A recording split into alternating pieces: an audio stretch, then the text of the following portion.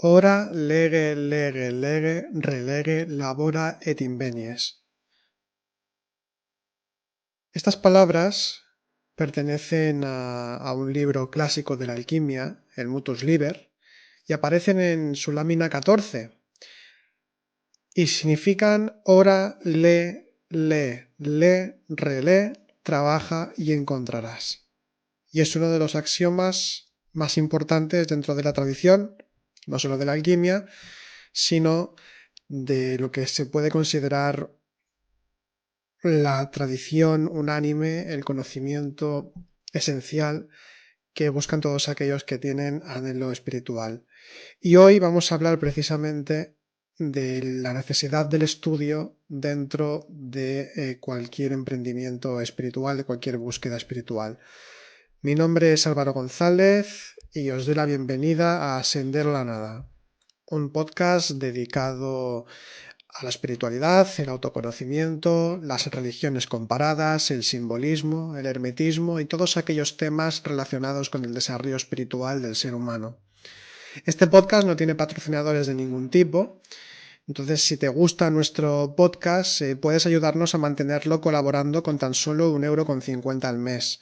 Puedes hacerlo clicando en el icono en el que pone apoyar de nuestro podcast. Y además, si nos apoyas, tendrás acceso a contenidos exclusivos con diversos cursos sobre temáticas espirituales que iremos publicando periódicamente. Es una forma de agradeceros el apoyo que nos dais, y además aprovechamos como cada semana para aquellos que ya nos estáis apoyando, daros de nuevo las gracias por acompañarnos semana tras semana, mes tras mes, y es que, como siempre decimos también, es un placer compartir este conocimiento con vosotros. No quiero olvidar que a veces me olvido de comentar que también podéis seguirnos en nuestras redes sociales, en Facebook, en Instagram y YouTube. Nos podéis encontrar como Centro Noesis y bueno, pues hacemos diferentes tipos de publicaciones aparte de los podcasts y también pues podéis contactar por estas vías con nosotros.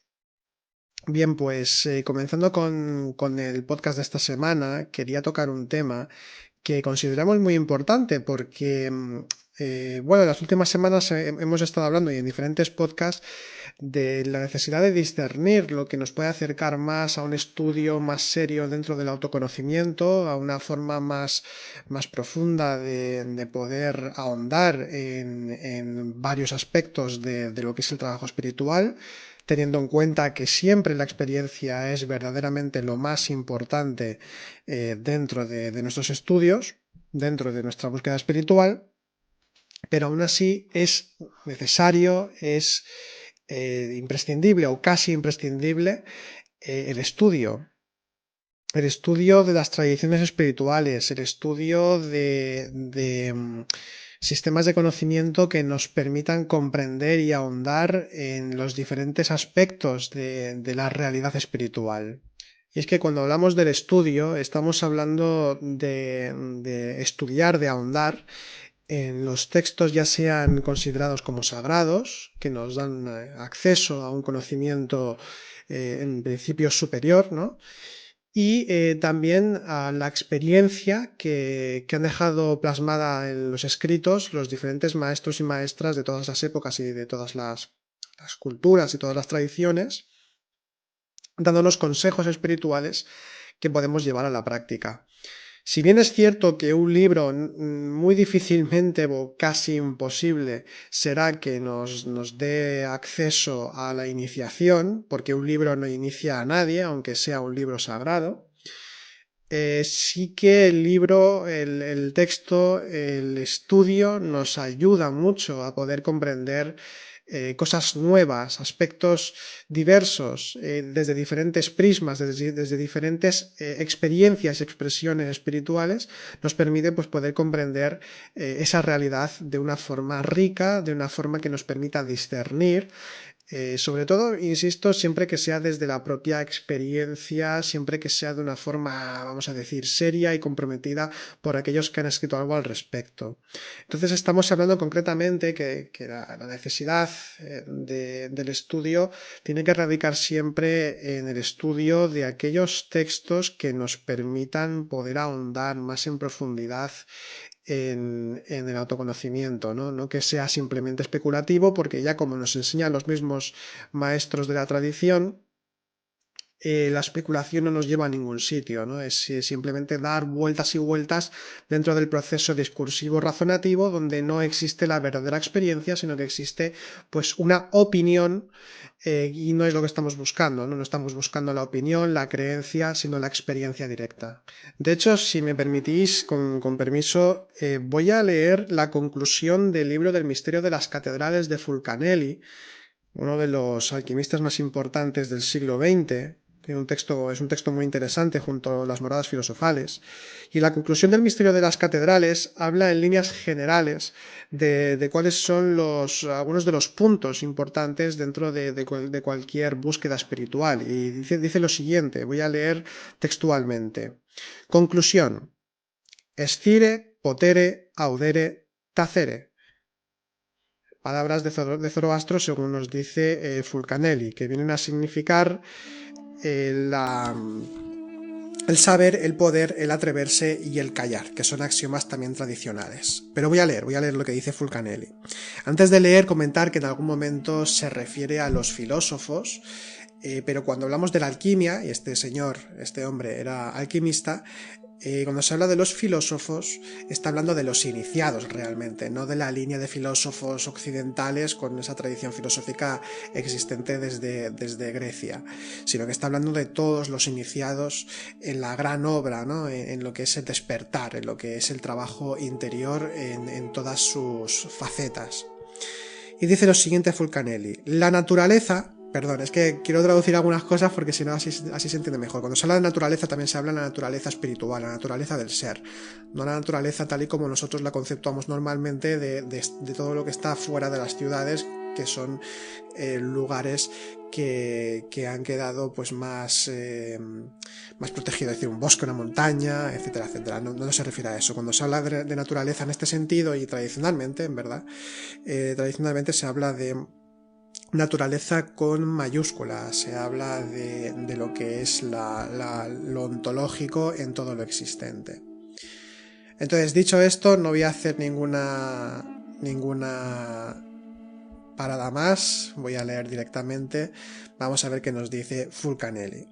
Dice: la naturaleza no abre indistintamente a todos la puerta del santuario.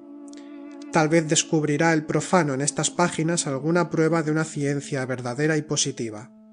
Pero no creemos que podamos alardear de convertirle, pues no ignoramos la tenacidad de los prejuicios y la fuerza enorme del recelo.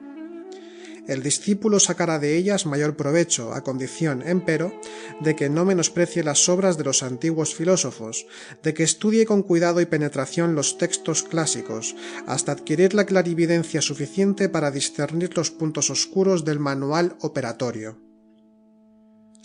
Nadie puede aspirar a la posesión del gran secreto si no armoniza su existencia al diapasón de las investigaciones emprendidas. No basta con ser estudioso, activo y perseverante si se carece de un principio sólido y de base concreta, si el entusiasmo inmoderado ciega la razón, si el orgullo tiraniza el buen criterio, si la avidez se desarrolla bajo el brillo intenso de un astro de oro. La ciencia misteriosa requiere mucha precisión, exactitud y perspicacia en la observación de los hechos, un espíritu sano, lógico y ponderado, una imaginación viva sin exaltación, un corazón ardiente y puro. Exige además una gran sencillez y una indiferencia absoluta frente a teorías, sistemas e hipótesis que, fiando en los libros o en la reputación de sus autores, suelen aceptarse sin comprobación. Quiere que sus aspirantes aprendan a pensar más con el propio cerebro y menos con el ajeno. Les pide, en fin, que busquen la verdad de sus principios, el conocimiento de su doctrina y la práctica de sus trabajos en la naturaleza, nuestra madre común. Por el ejercicio constante de las facultades de observación y de razonamiento, por la meditación, el neófito subirá los peldaños que conducen al saber. La imitación ingenua de los procedimientos naturales, la habilidad conjugada con el ingenio, las luces de una larga experiencia le asegurarán el poder. Pudiendo realizar, necesitará todavía paciencia, constancia, voluntad inquebrantable. Audaz y resuelto, la certeza y la confianza nacidas de una fe robusta le permitirán a todo atreverse. Por último, cuando el éxito haya consagrado tantos años de labor, cuando sus deseos se hayan cumplido, el sabio, despreciando las vanidades del mundo, se aproximará a los humildes, a los desheredados, a todos los que trabajan, sufren, luchan, desesperan y lloran aquí abajo. Discípulo anónimo y mudo de la naturaleza eterna, apóstol de la eterna caridad, permanecerá fiel a su voto de silencio. En la ciencia, en el bien, el adepto debe para siempre callar. Palabras muy bellas, para reflexionar mucho en ellas, evidentemente, porque es un texto muy cargado de consejos espirituales, aun siendo muy corto, pero ya nos está indicando, en el contexto en el que quiero hablar en este podcast, ya nos está indicando que una de las primeras pautas, una de las primeras cosas importantes ha de ser el estudio, pero hay que entender bien lo que es el estudio, porque podemos estar hablando, y además hoy en día se sabe que, en parte lo hago este podcast en parte por este motivo que voy a decir ahora, y es que hemos mencionado en más de una ocasión en nuestros podcasts que hoy día la emocionalidad está como muy presente, ¿no?, dentro de los ámbitos espirituales, o que quieren ser espirituales, y se niega muchas veces la razón. Y ha sucedido durante todo este siglo, ha sucedido en varias ocasiones, ¿no? El negar el razonamiento, el discernimiento, el negar el estudio. También hay vertientes que directamente consideran que todo lo que sea más antiguo, todo lo que sea anterior al momento presente, pues que es de menor calidad, ¿no? Porque como se ha progresado en todo, pues entonces lo antiguo como que queda obsoleto, que es cosa de salvajes o cosa de personas ignorantes, ¿no? Y que ahora pues tenemos un conocimiento mucho mayor y por tanto pues no es tan necesario estudiar, ¿no?, los textos más clásicos y demás. Y claro, esto es un error, ¿no? Esto es un error que viene de nuestra concepción muy centrista, ¿no?, muy occidentalizada. Aunque esto va cambiando realmente, va cambiando. Esto es más del siglo XX lo que estoy comentando, pero todavía perdura esta forma de pensar, ¿no?, en algunos círculos. Entonces, cuando estamos hablando de estudio, ¿de qué estamos hablando realmente, ¿no? ¿A qué nos estamos refiriendo con estudio? Bueno, el estudio, sobre todo, como he comentado al principio de este podcast, se ha de basar en el conocimiento de un sistema o de sistemas de conocimiento espiritual que nos permitan poder ahondar y profundizar en aspectos de la realidad espiritual misma. Nosotros, el ser humano, nos movemos, ¿no?, por conceptos, a través de conceptos, nos guste o no, es una realidad. Diferenciamos lo que es un bolígrafo de un lápiz, por ejemplo.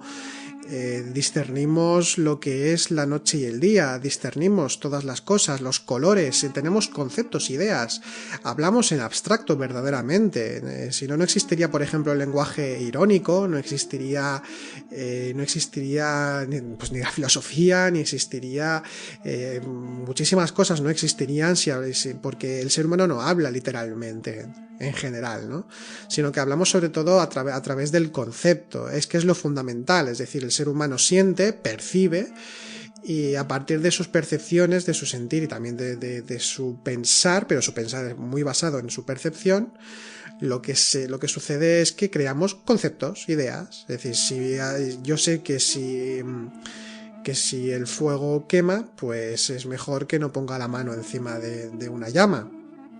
Y esto realmente es un concepto, claro, porque si no tuviésemos concepto, pues cada vez que veo una llama, a lo mejor me plantearía de poner la mano o no.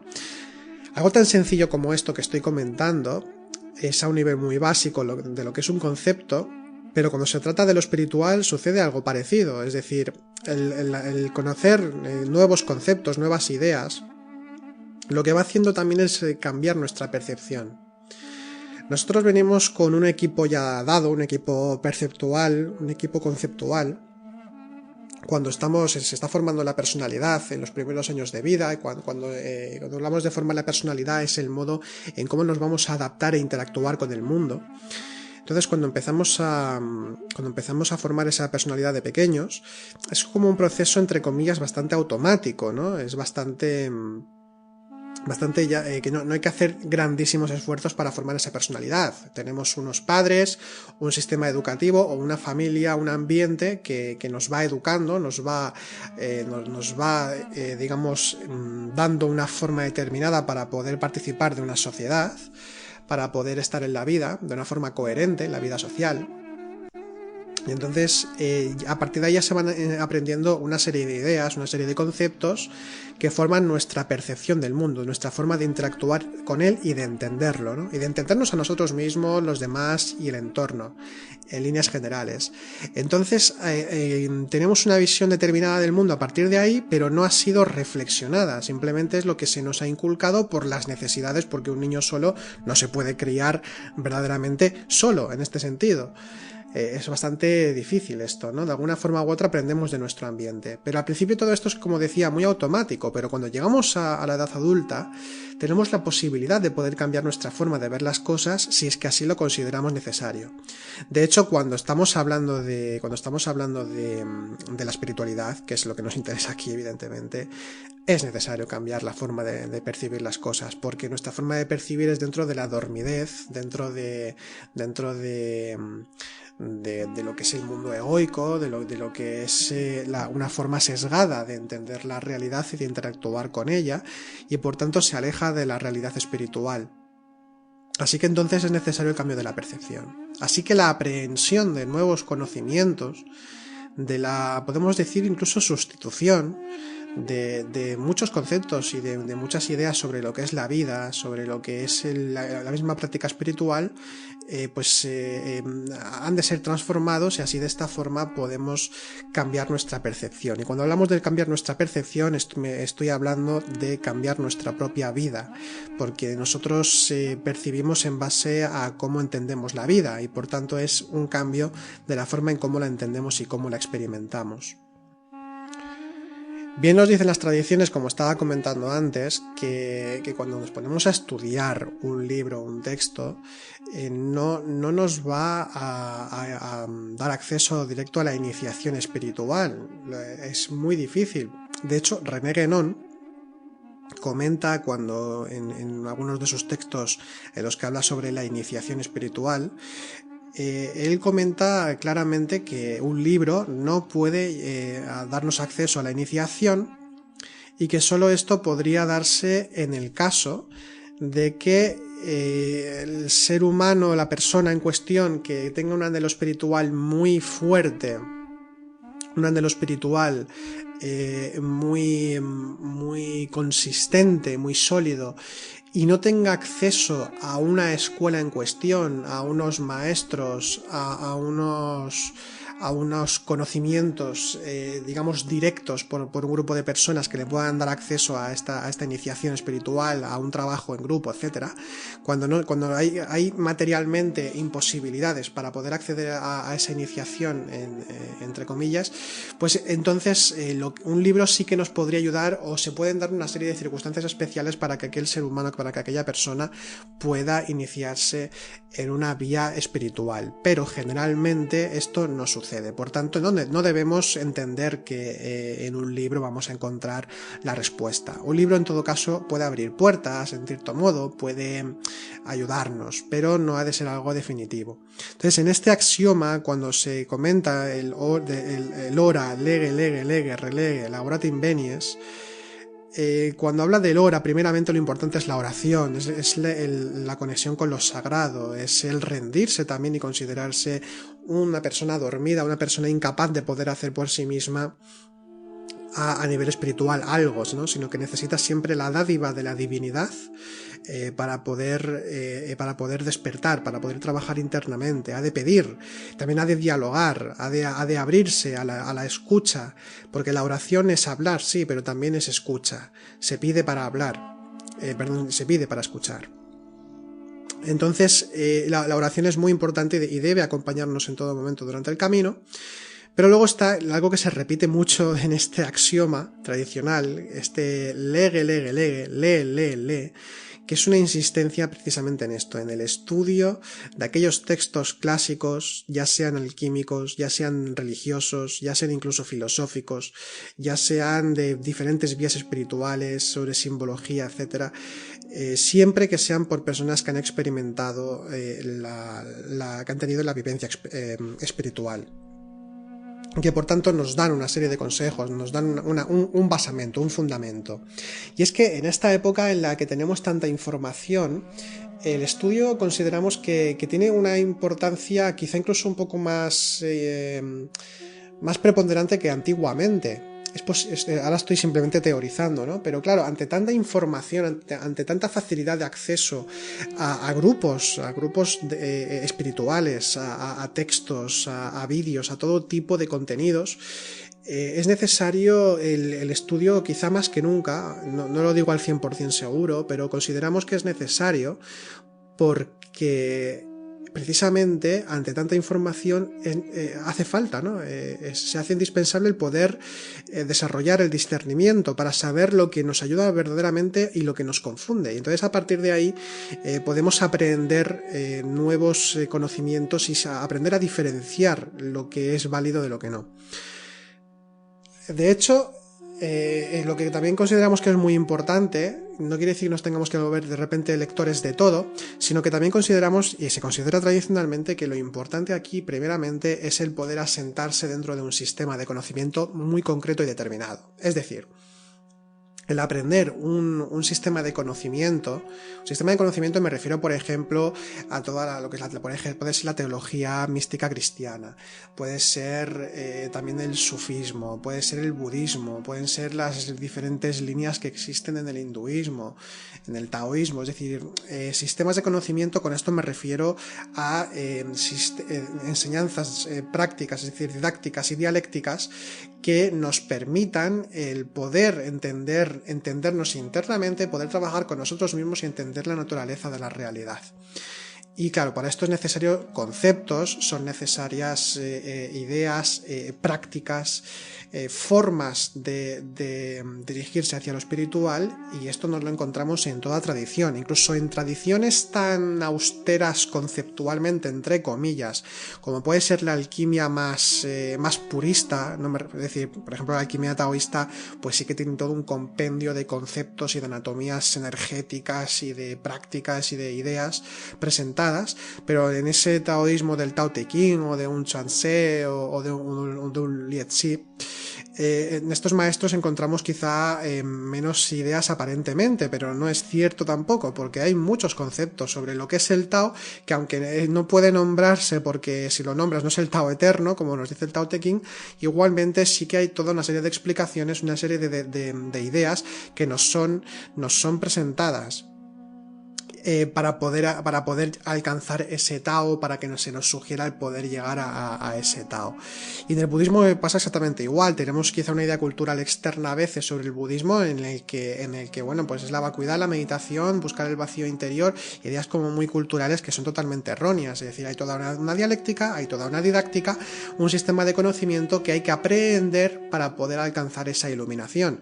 Y esto sucede en toda tradición espiritual. Por tanto, sí, estoy diciendo claramente pues que la adscripción a una línea espiritual pues es muy útil y podemos decir incluso que necesaria, que esto alguna vez ya lo hemos comentado, ¿no?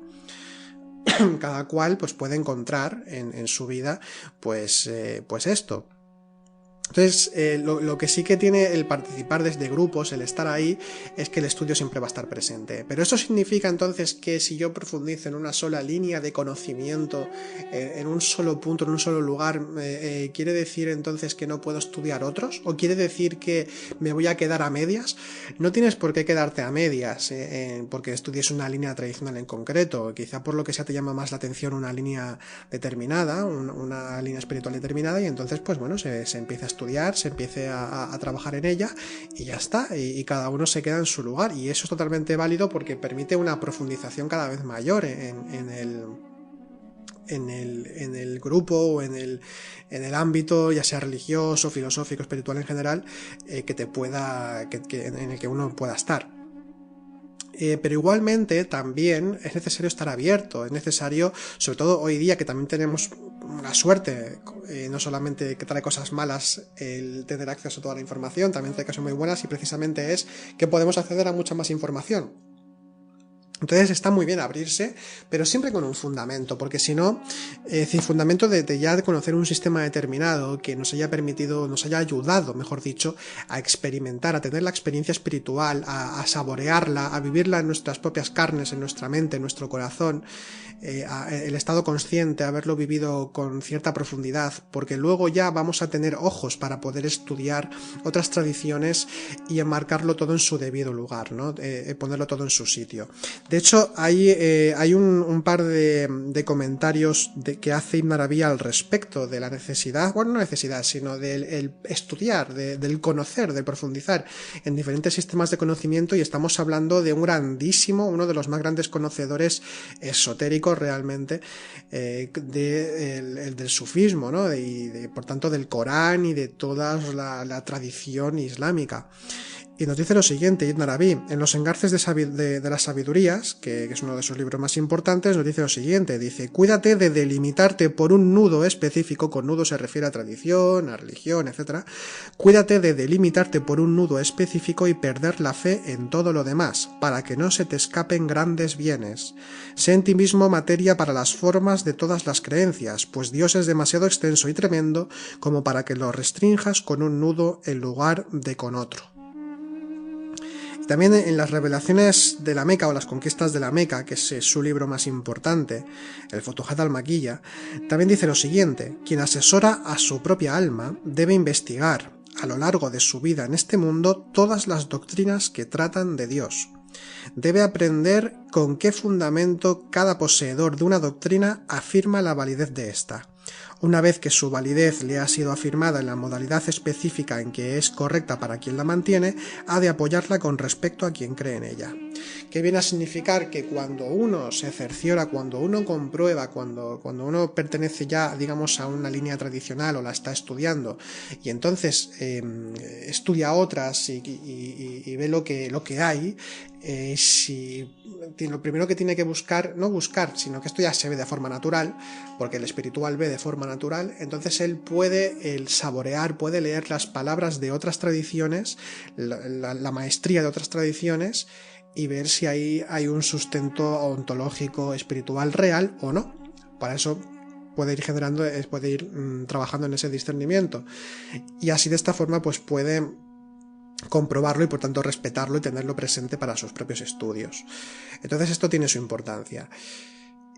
¿Cómo a veces alguien se podría preguntar, ¿no? A veces nos podemos preguntarnos, ¿no? Pero bueno, ¿cómo diferencio yo, cómo yo sé si este libro o este estudio o esta línea que estoy estudiando, si realmente vale la pena o no, ¿no? De cómo la estoy estudiando o si me estoy equivocando de lugar o no. Bien, más allá de lo que nos emocione, de que nos haga sentirnos bien o nos haga sentirnos felices o nos haga tener nuevas ideas sobre cosas que no hayamos pensado antes, que esto también sucede mucho. Lo importante es el sabor interior que tiene, el sabor interior también que nos deja. Con sabor interior me refiero a que si una persona ha tenido la experiencia espiritual, no tiene por qué ser una grandísima experiencia de mística, sino el haber estado, como decimos, en el recuerdo de sí, es decir, el recuerdo de lo que auténticamente somos, en la conciencia, en lo espiritual en nosotros. Quien se ha ubicado ahí ha tenido esa experiencia más o menos profundamente, reconoce ese sabor, ¿no? Sabe lo que es, sabe que va más allá de lo que son los pensamientos, las emociones, los propios actos, que trasciende las formas, que trasciende cualquier cosa que podamos decir, que solo podemos describirlo a través del símbolo, de lo poético prácticamente, ¿no? En muchas de lo que es la experiencia pura en sí misma me refiero. Entonces, esa experiencia, reconocemos ese sabor. En el momento en el que nos preguntamos si esto ha sido una experiencia espiritual o no, si decimos si esto ha sido la conciencia o no, si nos lo preguntamos es que no ha sido. Porque esto es como cuando nos duele algo. Si nos duele la mano, por mucho que leamos en algún sitio o nos digan que nos duele el pie, sabemos perfectamente que nos duele la mano. Pues esto es lo mismo con la experiencia espiritual. La experiencia espiritual, uno sabe que ha tenido la experiencia espiritual o uno sabe lo que es el ubicarse en la conciencia, lo que es el recuerdo, la presencia de sí. Entonces, eso significa que también somos capaces de poder detectar eso en otra persona o en un libro, de poder detectar ese sabor interior que tiene, que hay algo más ahí, que hay una profundidad. Porque podemos detectar que esa persona ha tenido ese sabor también, ¿no? Que ha saboreado lo que es la experiencia espiritual y por tanto ya pues podemos entendernos más allá de la propia cultura, de la propia vía espiritual que se practique. Hay un entendimiento mayor que todo eso. Y por eso es cuando hablamos de la tradición. Cuando hablamos de la tradición estamos hablando precisamente de eso, de que más allá de las formas que se utilicen para poder expresar y entender la realidad espiritual, hay ese más allá, esa tradición con mayúsculas, esa filosofía perenne que hace que se puedan entender, si así fuera necesario, entenderse todos los maestros y maestras iniciadas de todas las épocas y lugares, porque la experiencia espiritual, ese sabor, va más allá de las formas y por tanto se pueden entender. Y por eso pueden existir, por ejemplo, pues el estudio de las religiones comparadas, aunque sea de una forma más externalizada, pero por eso pueden existir las religiones comparadas, es decir, el estudio de las religiones comparadas y de filosofías comparadas, porque la experiencia espiritual al fin y al cabo es semejante. Luego tiene el propio matiz de cada persona, porque el camino espiritual que uno recorre más o menos es único, con sus propios matices, y no siempre es el mismo para cada ser humano, aunque haya grandes puntos de la iniciación en los que sí que se puedan coincidir, evidentemente. Entonces, volviendo al tema del estudio, como podemos apreciar, el estudio tiene que ir siempre en relación con ese sabor de lo consciente que podemos detectar cuando hemos tenido nosotros mismos la experiencia interior y podemos leer. Pero algo muy, muy importante dentro de lo que es el estudio es el tener un fundamento, ¿no? El tener un fundamento, como comentaba antes, con el desarrollo de un sistema de conocimiento, es decir, el estudio de un sistema de conocimiento que nos permita poder discernir de forma clara y sólida lo que es una cosa de la otra. Pero al mismo tiempo también ese estudio y esa pertenencia de una forma más comprometida o no, pero al menos una profundización en un estudio determinado, esto nos permite el poder tener un fundamento que se sustente dentro de la tradición viva. Me explico mejor, que creo que ha sido un poco abstracto lo que acabo de decir. Si una persona va a una catedral, ya he leído a lo mejor un par de artículos sobre simbología del románico, o ha escuchado alguna pequeña conferencia, o ha visto algún vídeo relacionado con el simbolismo del románico, a falta de un contexto más profundo de su simbología, incluso de su contexto histórico, o de su contexto tradicional, de quién cinceló esos capiteles, por ejemplo, ¿no? Que simbolizan cosas muy determinadas. Y si no hay un fundamento detrás, y únicamente he leído un par de artículos y he visto la conferencia y tal, y poco más, si me falta un fundamento, entonces la interpretación que yo pueda hacer de un capitel, de un canecillo, de la forma de una columna, etcétera, entonces va a ser muy pobre, porque va a estar sacado únicamente de mi propia psicología, de una idea que yo me he hecho totalmente fuera de contexto por haber leído únicamente un par de cosas sobre el románico. Pero si he estudiado mínimamente lo que es el románico mismo, lo que sí puede simbolizar un símbolo muy determinado en el cristianismo o en el hermetismo y la alquimia que aparecen en una catedral románica, o el gótico mismo.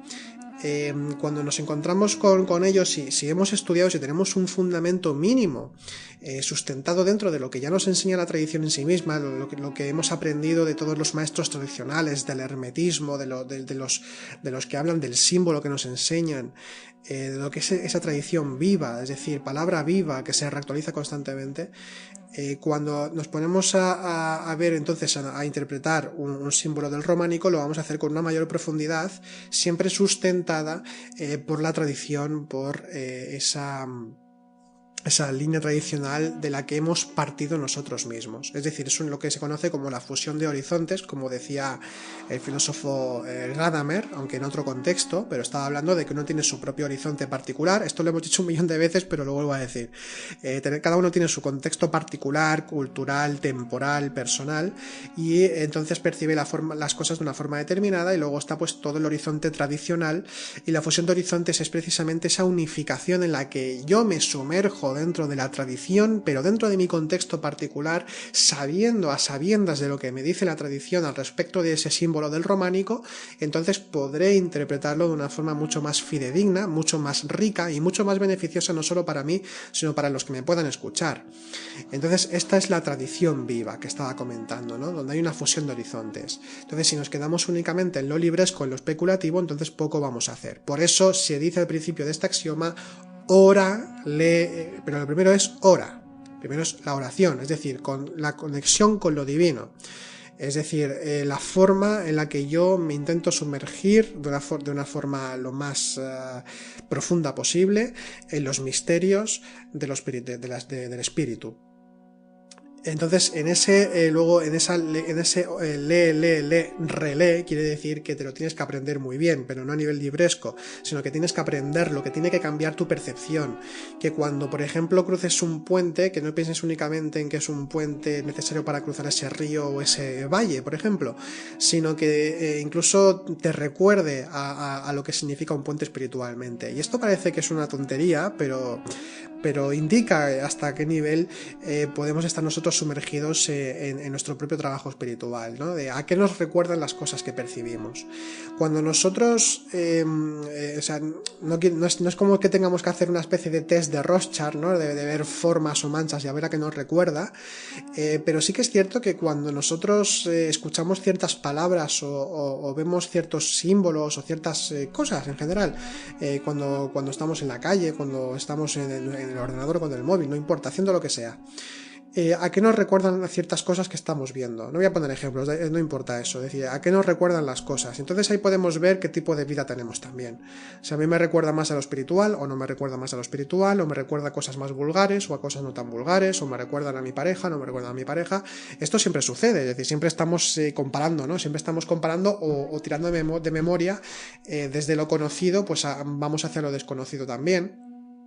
Y por tanto siempre tenemos referencias para entender cosas nuevas, y esto sucede, como decía, pues puede suceder con el símbolo y puede suceder con cualquier aspecto de lo espiritual. Entonces nuestras referencias, cambiar las referencias por las espirituales, no por las que tengamos dentro de nuestras propias proyecciones psicológicas, que son generalmente pues carentes de un contenido espiritual porque no hemos accedido a ese conocimiento. Entonces lo que sucede es que nos convertimos en capaces de poder seguir con esa tradición viva, de poder incluso compartir ese conocimiento, de poder escribirlo incluso nosotros, de poder hacer varias cosas, y sobre todo de poder ir despertando conciencia, que es al fin y al cabo lo que estamos buscando. Y por eso en este axioma tradicional, después de ese lege, relegue, viene el labora et invenies, trabaja y encontrarás, porque por mucho que estudies, por mucho que estés profundizando en ello, es necesario que la experiencia, que el trabajo sobre uno mismo, que el conocimiento directo intuitivo nos dé acceso a esa realidad espiritual mayor, a esa iniciación, y así entonces se puede trabajar y encontrar esa piedra cúbica, encontrar y trabajar, cincelar la piedra filosofal, como dirían estos alquimistas. Y pasa por ahí pues de modo importante lo que es el estudio de las tradiciones o de la tradición en la que estemos nosotros, la que sea, pero sobre todo pues profundizar en ello. Así que bueno, pues este es el podcast que quería hacer, es el tema que quería tocar esta semana. Ha sido un poco más corto de lo habitual, Pero bueno, quería tocarlo porque consideramos, tanto Ángeles como yo, que el estudio es muy importante por todas las relaciones que hemos expuesto. Ya para resumir un poco, pues estas razones básicamente se fundamentan en que nosotros, con lo que tenemos aprendido durante nuestra vida, no tenemos conocimiento de las cuestiones espirituales, por razones obvias, estamos dormidos, estamos con la conciencia dormida y por tanto no vemos mucho más allá de lo que podríamos llegar a ver, y por tanto el conocimiento de lo que han dicho otros maestros espirituales que han estado antes que nosotros, que han vivido, han tenido la experiencia espiritual antes que nosotros y por tanto nos han legado un conocimiento que nos puede venir bien. Ese estudio nos ayuda a discernir de lo que es espiritual de lo que no, nos ayuda a profundizar en ideas, en conceptos, en prácticas, para poder entender mejor algunas ideas que quizá no acabábamos de comprender lo suficiente, y entonces podemos acceder a esos conocimientos para poder aprenderlos y tener una visión más amplia de la realidad espiritual. Y por tanto el estudio pues es una forma de abrir puertas. Se dice que en algunas bibliotecas de los monasterios zen, cuando uno va a la biblioteca se encuentra con un cartel que dice: este es el dedo que señala a la luna. Por tanto, es únicamente una guía, una indicación, no es la luna misma, no es el conocimiento mismo, no es el espíritu mismo, pero nos ayuda a poder mirar de cara hacia la realidad espiritual y por tanto poder nosotros mismos trabajarla, observarla, experimentarla, vivirla y serla.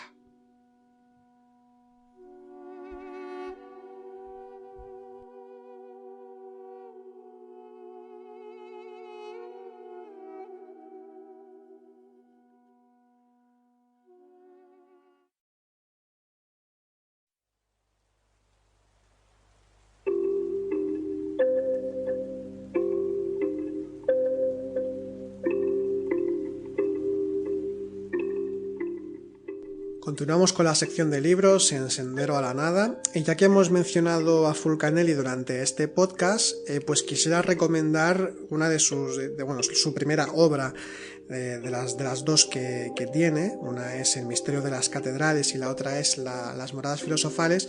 Luego hay una tercera atribuida a Fulcanelli, titulada Finis Gloriae Mundi, que apareció pues muchas décadas después de que aparecieran los libros originales, el libro del misterio de las catedrales y de las moradas filosofales, pero se dice que es falso, y con mucha razón. Nosotros también pensamos que es falso, porque si nos leemos el misterio de las catedrales y las moradas filosofales y luego leemos el Finis Gloriae Mundi, pues rápidamente vamos a detectar que la calidad del escrito pues es muchísimo menor y que no aporta prácticamente nada. Esto es una opinión muy personal, pero es lo que consideramos. Pues bien, el libro que hoy quiero recomendar es El misterio de las catedrales, ya que lo hemos mencionado, que es una de las obras alquímicas y de simbología en general, de simbolismo, de hermenéutica espiritual, pues muy interesante, realmente muy interesante. Se escribe se publica a partir del 1925, pero ¿quién es Fulcanelli? Es el grandísimo misterio. Se han escrito muchos libros sobre quién es Fulcanelli, qué significa Fulcanelli, porque también hay diferentes traducciones sobre su nombre, sobre su posible nombre, sobre el significado del nombre. Entonces es un gran misterio.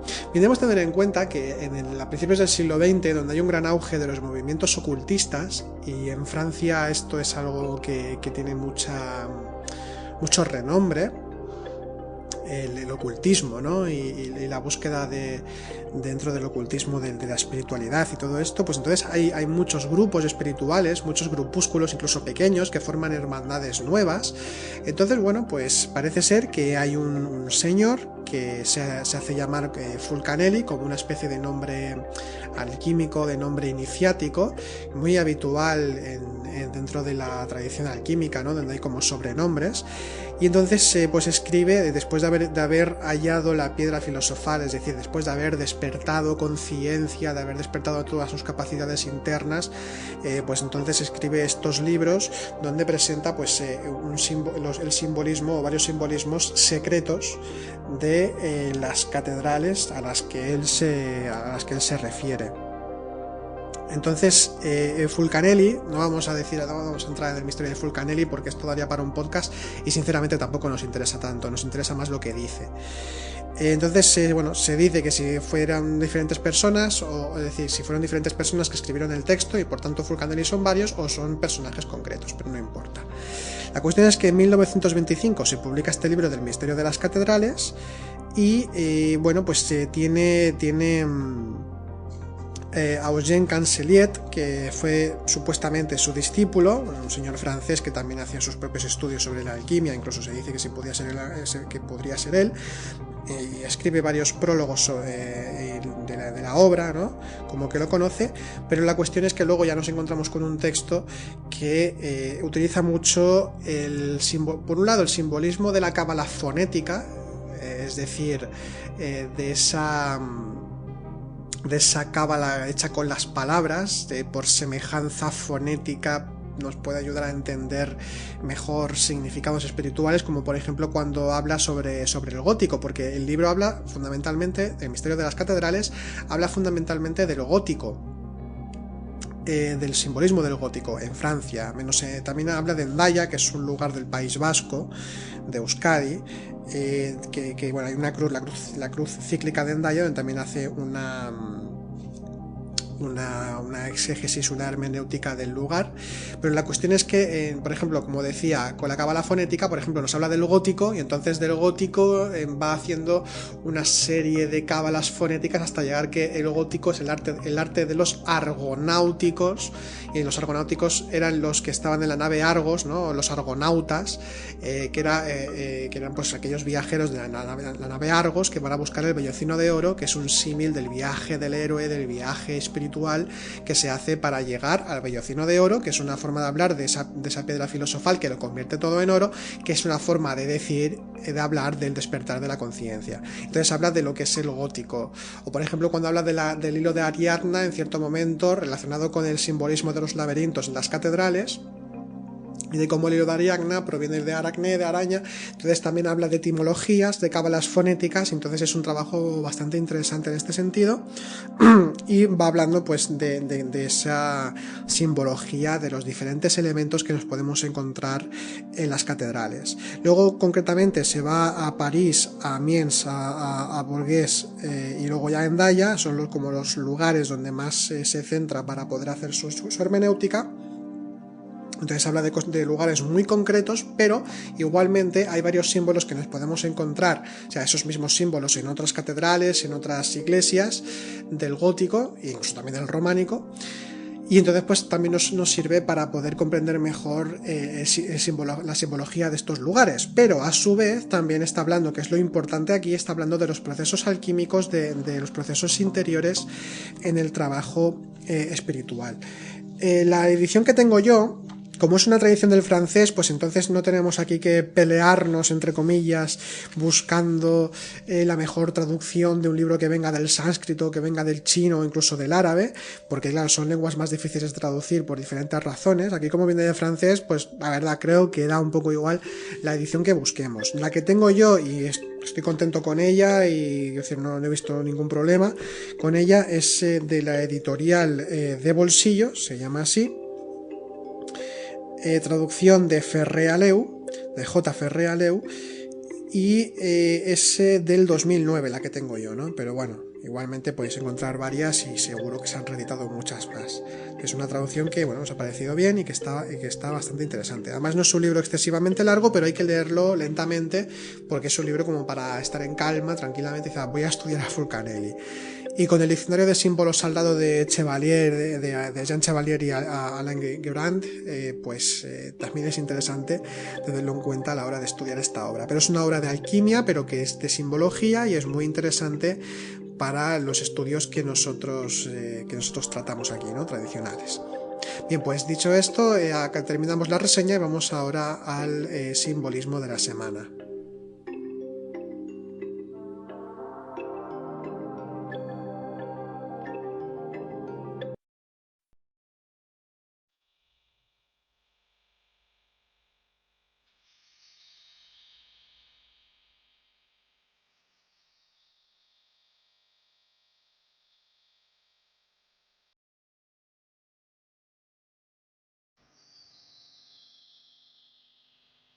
Pues ya que hemos dedicado este podcast al estudio, pues vamos a hablar de un símbolo.